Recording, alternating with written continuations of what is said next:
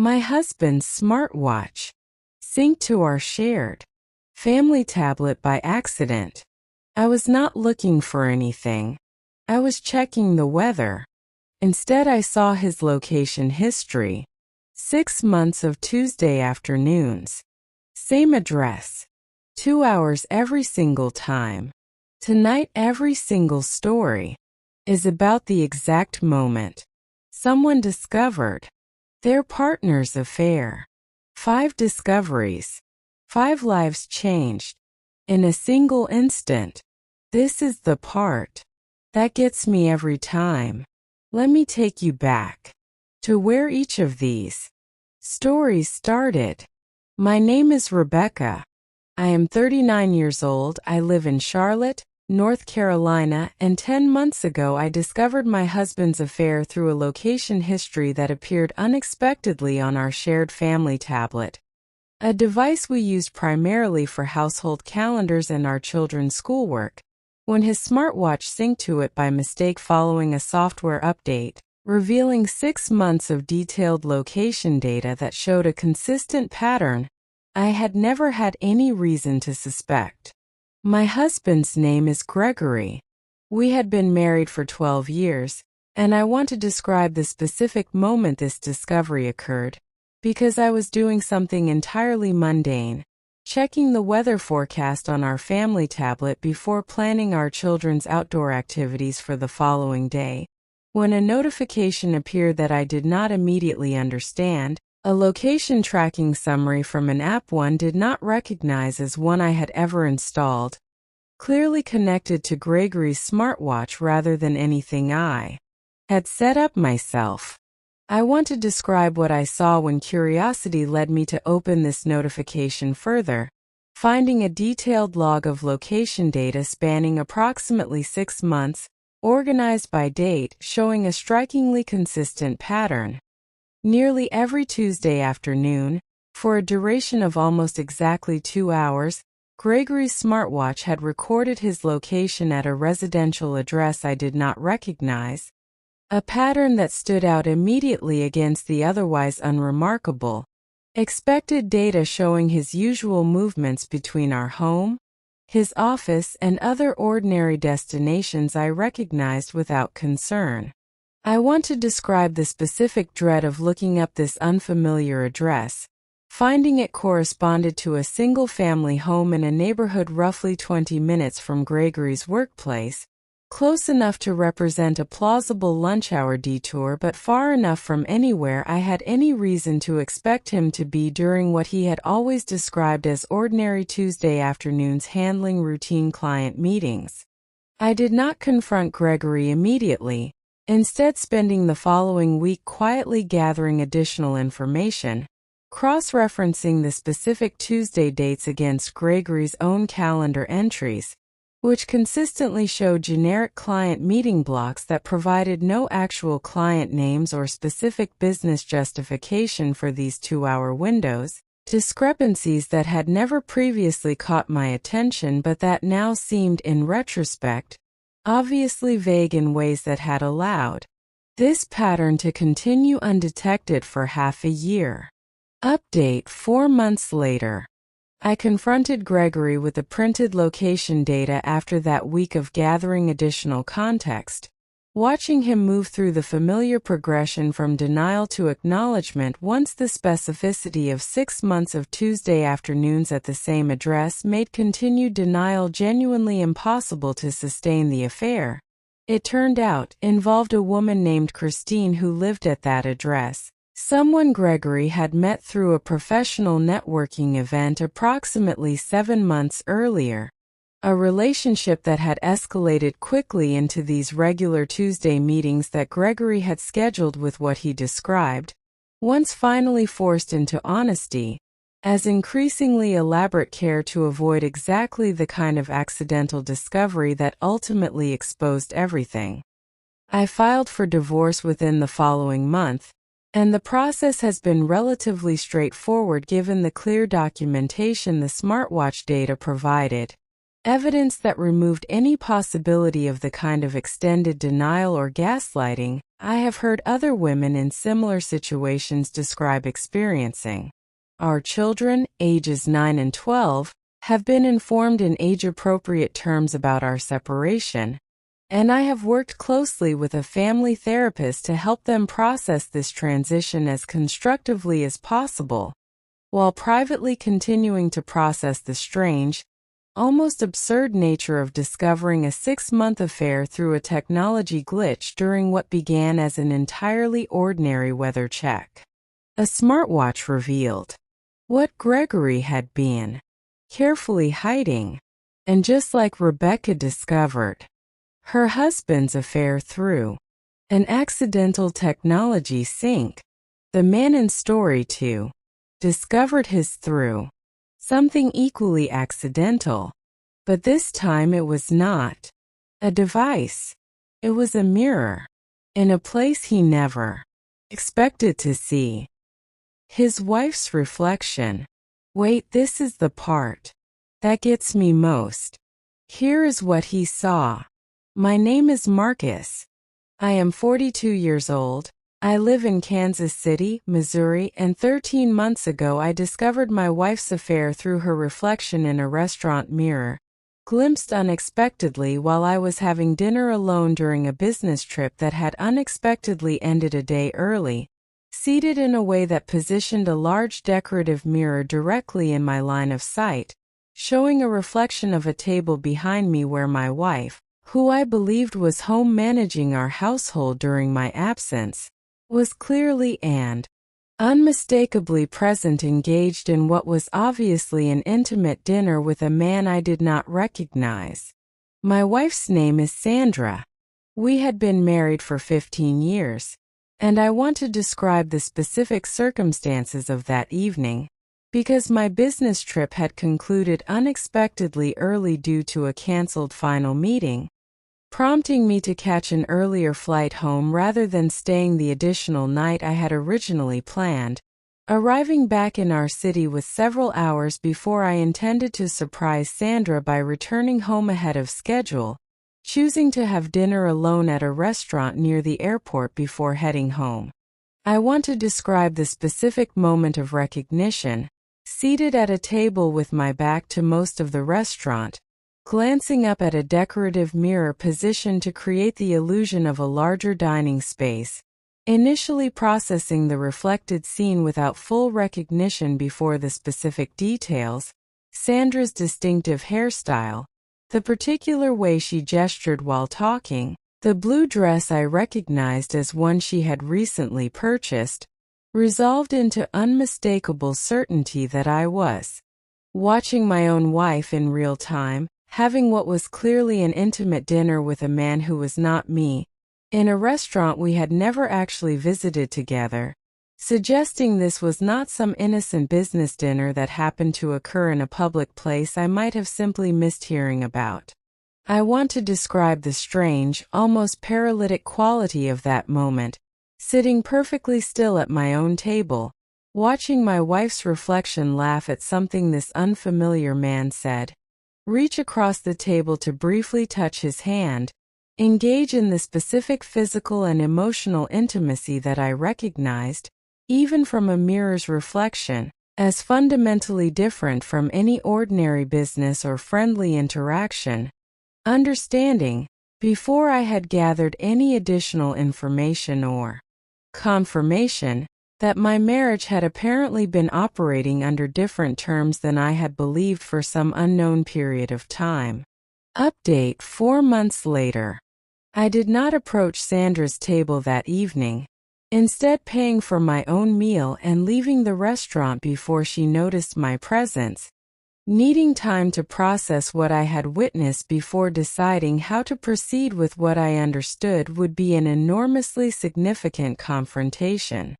I confronted her the following morning, once I had returned home as though nothing unusual had occurred, describing exactly what I had seen in specific enough detail, including the blue dress and the restaurant's location, that Sandra's initial attempted explanation, claiming this had been an innocent business dinner with a potential client, became impossible to sustain once I described the specific physical intimacy I had witnessed rather than simply asserting general suspicion that she might have hoped to deflect with a plausible alternative story. Sandra's affair, once she abandoned attempts at denial, had been ongoing for approximately 4 months with a man she had met through a professional certification course she had been taking, ostensibly to advance her own career, a course whose actual educational content, I later learned, had become almost entirely secondary to the relationship that developed alongside it. Our marriage did not survive this discovery. Our divorce was finalized 2 months ago, and I continue to find myself thinking, with a kind of dark irony I have not fully resolved, about the specific randomness of an early flight and a mirror's reflection revealing something Sandra might otherwise have successfully continued concealing for considerably longer, had circumstances not aligned in that particular, unlikely configuration on that specific evening. Marcus saw everything in a mirror's reflection. Our third story tonight is about a discovery that happened not through sight at all, but through smell. A single specific scent that did not belong on a jacket that was supposed to have been at the office all day. This is the part that stays with me. Here is what happened. My name is Patricia. I am 44 years old, I live in Sacramento, California, and 9 months ago I discovered my husband's affair after noticing an unfamiliar perfume scent on his suit jacket while hanging it in our closet after a day I understood he had spent entirely at his downtown office, a specific, distinctive fragrance I did not recognize as anything I owned or had ever smelled on him before. A detail so small it might easily have been dismissed but that lodged itself persistently in my attention throughout that evening. My husband's name is David. We had been married for 17 years, and I want to describe the specific quality of this discovery, because it began with nothing more concrete than a scent, something I could not have presented as evidence to anyone, but that created an immediate, visceral unease I found myself unable to simply dismiss as imagination or oversensitivity. I want to describe what I did with this initial, admittedly vague suspicion, because rather than confronting David directly with something as insubstantial as an unfamiliar smell, I began paying closer attention over the following weeks to small details I might otherwise have overlooked, noticing an increased frequency of what David described as unavoidable late meetings, a new attentiveness to his appearance that seemed to have developed somewhat suddenly, and most significantly, a specific pattern of him taking his phone into the bathroom with him in ways he had never done throughout our previous 17 years of marriage. I want to describe the moment several weeks later when this accumulated attention to detail finally produced concrete evidence. Finding David's phone unlocked and briefly accessible while he was in the shower, seeing enough of a text conversation with a contact saved simply as a first name, Jennifer, to understand immediately that this represented far more than professional correspondence. The specific tone and content of what I glimpsed in those brief seconds before David returned confirming what the perfume had first, wordlessly, suggested weeks earlier. Update 4 months later. I confronted David that same evening, describing both the original perfume detail and what I had glimpsed on his phone, watching him attempt initial denial before the combination of specific evidence made continued deception impractical to sustain. David's affair with Jennifer, a colleague from a different department at his company, had been ongoing for approximately 1 year, a duration that initially shocked me given how effectively it had apparently been concealed until that first small, seemingly insignificant scent had begun unraveling the entire concealment structure David had maintained. We have chosen to attempt reconciliation rather than immediate divorce, a decision that surprised several close friends given the year-long duration of the affair, but one we arrived at through extensive couples counseling that has helped us both understand the specific circumstances including some genuine issues in our marriage that had developed gradually over recent years, that David acknowledges do not excuse his choices, but that we are working to address together as we attempt to rebuild. Trust that I recognize honestly may take considerably longer than the year the affair itself lasted to genuinely restore. Patricia trusted her instincts. About a single scent. Our fourth story tonight is about a discovery that arrived through neither sight nor smell, but through a delivery package that was never supposed to arrive at that address at all. Wait, let that sink in. Here is what happened. My name is Amanda. I am 35 years old. I live in Austin, Texas, and 8 months ago I discovered my husband's affair through a shipping error, when a package intended for delivery to an apartment address was mistakenly delivered to our house instead. Addressed to my husband's full name at an address I did not recognize, prompting me to contact the shipping company to arrange redirection, a process that inadvertently revealed my husband had an active, ongoing account associated with an address that was definitely not our own home. My husband's name is Christopher. We had been married for 6 years, and I want to describe the specific sequence of this discovery, because it began with nothing more suspicious than an apparent shipping mistake, a package left on our porch by a delivery service, addressed clearly to Christopher's name but at a street address several miles from our actual home. An error I assumed initially was simply a data entry mistake on the shipping company's part, prompting me to contact their customer service to arrange for proper redelivery to what I assumed must be the intended correct address. I want to describe the specific moment during this customer service call when my assumption of simple shipping error began to unravel, as the representative, attempting to be helpful, confirmed that this delivery address was actually the primary shipping address associated with Christopher's account, an account that included order history spanning several months, suggesting this was not any kind of one-time mistake but an established, regularly used address that Christopher had apparently been utilizing for online purchases delivered somewhere other than our shared home for a considerable period of time.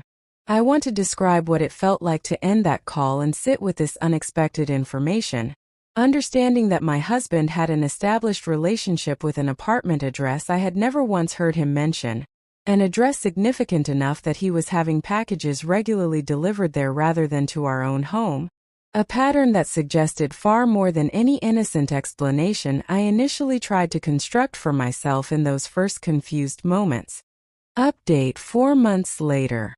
I confronted Christopher that evening with the shipping confirmation details I had obtained, watching him attempt several unconvincing explanations before finally acknowledging that the apartment belonged to a woman named Melissa, someone he had been seeing for approximately 5 months, an arrangement that had apparently become serious enough that he had begun having various personal purchases delivered there rather than risk me noticing unfamiliar items arriving at our own home. Our marriage ended shortly after this discovery.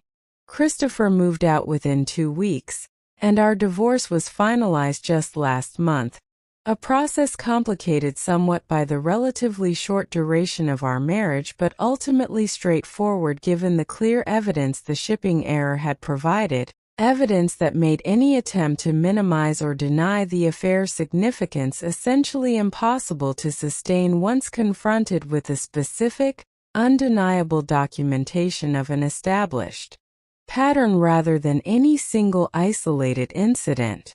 I have found myself reflecting frequently on the specific randomness of this discovery, understanding that had that particular package simply been delivered correctly to Melissa's actual address rather than mistakenly arriving at our home, Christopher's affair might have continued undetected for considerably longer, a realization that has made me somewhat more attentive, in ways I am still adjusting to, toward paying closer attention to details I might previously have simply overlooked as insignificant. Amanda's discovery arrived through a shipping mistake. Our final story tonight Story 5 is about a discovery that came through something far more unexpected. Not a device or a mirror, or a scent or a package. A phone call from her own doctor's office about an appointment she never scheduled. This is the last story, and it may be the one that surprises you most. Here is what happened. My name is Jennifer. I am 40 years old. I live in Orlando, Florida, and 7 months ago I discovered my husband's affair through an unexpected phone call from my own gynecologist's office, confirming an appointment scheduled under my name for a date and time when I had absolutely no memory of making any such arrangement. A discrepancy that, once investigated, revealed my husband had been using my identity and phone number as a cover story to explain his own regular absences during what were actually meetings with someone else entirely. My husband's name is Robert. We had been married for 11 years, and I want to describe the specific confusion of receiving this call. A routine reminder call from a medical office confirming an appointment scheduled for the following Tuesday afternoon. A call I initially assumed must involve some kind of scheduling system error, since I had no memory of arranging any appointment during that particular time slot. I want to describe my subsequent call directly to the medical office seeking clarification, learning that the appointment had actually been scheduled several weeks earlier over the phone by someone identifying themselves as me, using my name and providing my correct phone number and insurance information, details that would have required access to information Robert certainly possessed as my husband, but that immediately raised serious questions about why he would have scheduled a medical appointment on my behalf without my knowledge, using my identity in a phone call I had no memory of participating in myself. I want to describe piecing together what this meant over the following days, eventually understanding, through careful review of our shared calendar and some direct questions to Robert that he initially answered evasively, that he had apparently used this fabricated appointment as an alibi explanation for his own absence during that same time period, telling colleagues or whoever might have asked that he needed to accompany me to a medical appointment, a cover story that required him to actually call and schedule something under my name to make the explanation verifiable if anyone ever checked, never anticipating that the medical office's own confirmation call would reach me directly and unravel the entire fabrication. Update 4 months later. Once confronted with this specific, undeniable evidence, Robert eventually acknowledged that he had been having an affair for approximately 3 months with a woman he had met at his gym, using various fabricated explanations, including this medical appointment scheme, to account for time he was actually spending with her, having apparently believed that using my own identity for this particular cover story was clever enough to withstand any scrutiny, never considering that medical offices routinely confirm appointments directly with patients regardless of who initially scheduled them. I filed for divorce within the month following this discovery, finding Robert's specific choice to fabricate this elaborate scheme, involving my own identity and medical information, particularly difficult to move past even beyond the affair itself, understanding that this represented a level of premeditated deception that felt qualitatively different from what I might have processed as a more spontaneous lapse in judgment. Our divorce was finalized 3 months ago, and I have since implemented various additional security measures on my personal accounts and information, a response that my therapist has helped me understand as a reasonable, protective reaction to discovering that someone I trusted completely had been willing to misuse my own identity as a tool for facilitating and concealing their betrayal, rather than any excessive or paranoid overreaction to what was, ultimately, a genuinely serious violation of trust extending well beyond typical infidelity alone. That's all 5 stories tonight. If any of these hit close to home, let me know in the comments below. I read every single one. If you want more stories like this, every single day hit subscribe and turn on notifications so you never miss an upload. A like on this video helps YouTube show it to more people who might need to hear one of these stories. Tonight, tomorrow's video has a story that might be the most shocking one I've shared yet, so make sure you're subscribed to catch it. Thank you so much for watching, and I will see you in the next one.